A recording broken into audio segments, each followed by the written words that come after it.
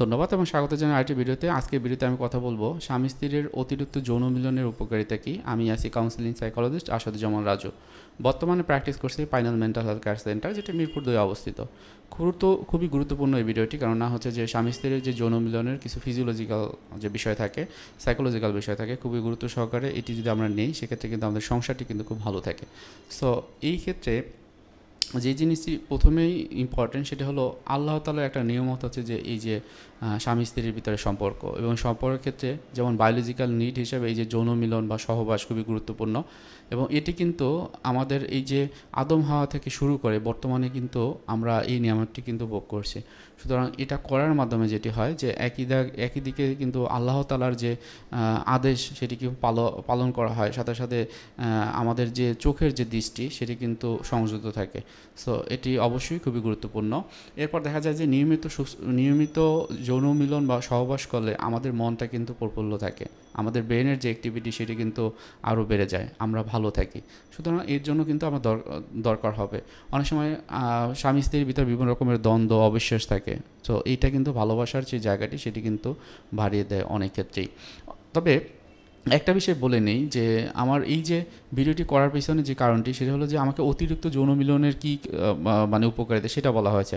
আসলে অতিরিক্ত যৌন মিলন কিন্তু কিভাবে আপনি নির্ধারণ করবেন। আমি এরকম বেশ কিছু পেশেন্ট দেখেছি যাদের ভিতরে বাইপোলার মুড ডিসঅর্ডার রয়েছে, তাদের ভিতরে বা কারো ভিতরে অতিরিক্ত যৌন মিলনের যে চাহিদা সেটি হয়।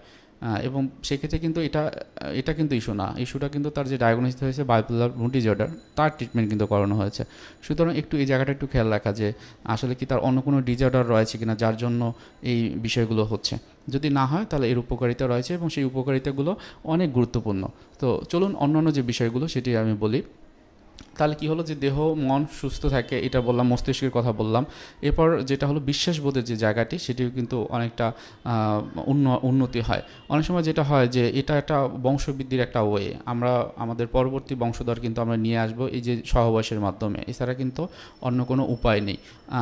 আমরা যদি সৃষ্টিকর্তার ক্ষেত্রে বলি হয়, সেক্ষেত্রে কিন্তু সৃষ্টিকর্তা আল্লাহ তাআলা কিন্তু বলেছে যে তোমরা একে অপরের একটা সদয় হও এবং ভালোবাসার সম্পর্ক তৈরি করো। এবং এই যে সদয় হওয়া বা ভালোবাসার সম্পর্ক তৈরি করার ক্ষেত্রে কিন্তু এই যে সহবাস করা খুবই গুরুত্বপূর্ণ। তারপর হলো অন্য যে একটা বিষয় যে আমাদের আমাদের শরীরের যে বিষয়টি সেটি হলো ডোপামিনের রিলিজ হয়। আমাদের শরীরে অনেক সময় এক্সাইটমেন্ট থাকে, বিভিন্ন রকমের উত্তেজনা, রাগ, ক্ষোভ, অভিমান থাকে। তো এই যে বিষয়গুলো সেটা কিন্তু রিলিজ করে এবং ভালো থাকার যে অবস্থাটা সেটি কিন্তু তৈরি করে। আমাদের যে মানসিক উদ্বেগ বা মানসিক চাপগুলো কমায়, সাথে সাথে আমাদের আত্মবিশ্বাসকে বাড়িয়ে দেয়। অনেক সময় এই যে মেজাজের কথা বললাম, এটা যেমন ঠিক হয়, আমাদের ঘুমের যে জায়গাটি হয়তো বা অনেক বেশি এক্সাইটেড থাকি, ঘুম হয় না, সেটাও কিন্তু এখানে এই সহবাসের পর একটা আরাম, একটা শান্তিময় একটা কিন্তু এনভায়রনমেন্ট তৈরি করে আমার মনের ভিতরে। এবং এর সাথে সাথে যে উচ্চ রক্তচাপ যদি কারোর ভিতরে থাকে সেটিও কিন্তু নিয়ন্ত্রণে ভালো কাজ করে। হার্টের যে অ্যাক্টিভিটি সেটি কিন্তু আরও বেশি উন্নয়ন করে এই সহবাসের মাধ্যমে। অনেক ক্ষেত্রে যে হয় যে এই যে ফুসফুসের যে ক্ষমতা সেটি কিন্তু বৃদ্ধি করে। আমাদের ভিতরে কারো যদি স্ট্রোক করার মতো যে বিষয় থাকে, সেক্ষেত্রে যৌন মিলন খুব ভালো কাজ করে। অনেকের ভিতরে কার্ডিওভাস্কুলার ডিজিজ থাকে বা রোগের যে ঝুঁকি সেটি কিন্তু অনেক ক্ষেত্রেই কিন্তু এটি কমিয়ে দেয়। অনেক সময় দেখা যায় যে এই সহবাস করলে শরীরে যে ক্ষতিকর যে জীবাণু থাকে বাসা বাঁধতে পারে না, সেক্ষেত্রে এটি খুবই গুরুত্বপূর্ণ ভূমিকা পালন করে। সহবাসের দ্বারাই কিন্তু আমরা হয়তো বা কী হয় যে যে এক্সারসাইজটি করতে চাই বা একটু বাইরে বেরানো বা নিজে ফিজিক্যাল অ্যাক্টিভিটি, সেটি কিন্তু এই সেক্সের মাধ্যমে করা সম্ভব হয়, যার মাধ্যমে আমাদের ভিতরে যে ক্যালোরি থাকে সেই ক্যালোরি কিন্তু বার্ন হয়। অনেক সময় দেখা যায় যে পোস্টেট ক্যান্সার যে বিষয়টি সেটি কিন্তু এই সহবাস করলে কিন্তু এই পোস্টেট ক্যান্সারের যে ঝুঁকিটি সেটি কিন্তু কমে যায়। বিশেষ করে পুরুষের ক্ষেত্রে কিন্তু এটা খুবই গুরুত্বপূর্ণ। এবং মহিলাদের ক্ষেত্রে যে জিনিসটি হয় যে জরায়ুতে বিভিন্ন রকমের যে আমরা যে দেখি যে জরায়ুতে ক্যান্সার বা অন্যান্য যে ইনফেকশনগুলো হয়, সেক্ষেত্রে কিন্তু এই নিয়মিত যদি সেক্স করা হয় বা সহবাস করা হয়, সেক্ষেত্রে কিন্তু এটা অনেক ক্ষেত্রেই কমিয়ে নেওয়া যায়। মোট কথা হলো যে অতিরিক্ত যৌন চাহিদার কথা না বলে বা অতিরিক্ত সহবাসের কথা না বলে বরং সহবাসের উপকারিতা কী সেটা যদি আমরা জানতে পারি এবং সেই অনুযায়ী আমরা চলতে পারি, তাহলে কিন্তু এর উপকারিতা এই যে যেগুলো বললাম সবগুলো রয়েছে। এছাড়াও যদি অতিরিক্ত মনে হয় যে কারো খুব বেশি অতিরিক্ত টান এই এই যে সহবাসের প্রতি, সেক্ষেত্রে আপনাদের যে জিনিসটা হবে একজন কিন্তু প্রফেশনাল সাইকাটিস্ট বা সাইকোলজিস্টের কাছে যেতে হবে। সে হয়তো বা অ্যাসেসমেন্ট করে দেখবে তার অন্য কোনো ইস্যু রয়েছে কিনা বা অন্য কোনো ডিসঅর্ডার রয়েছে কিনা যার জন্য সেক্সুয়াল যে আর্জটি বৃদ্ধি পায়।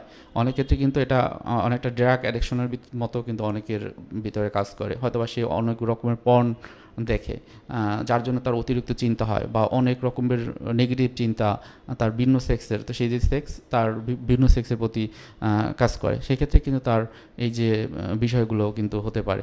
তো এটা অ্যাসেসমেন্ট করা এবং প্রপার ডায়াগনোসিস করার পরে হয়তো বা খুব বেশি থাকলে অতিরিক্ত যৌন চাহিদা যদি থাকে, একজনের কম থাকে, প্রথমে যেটা হবে কাউন্সেলিং করানো, তাদের ভিতরে একটা অ্যাডজাস্টমেন্ট তৈরি করা। এবং কাউন্সেলিংটা কোনো রকমের ওষুধের ট্রিটমেন্ট না, এটা কথা বলার মাধ্যমে কিন্তু এটা কমিয়ে নিয়ে আসা যায়।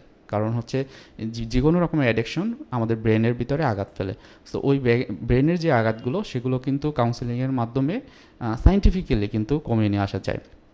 অনেক ক্ষেত্রে মেডিসিনের মাধ্যমেও এটি করা হয়ে থাকে।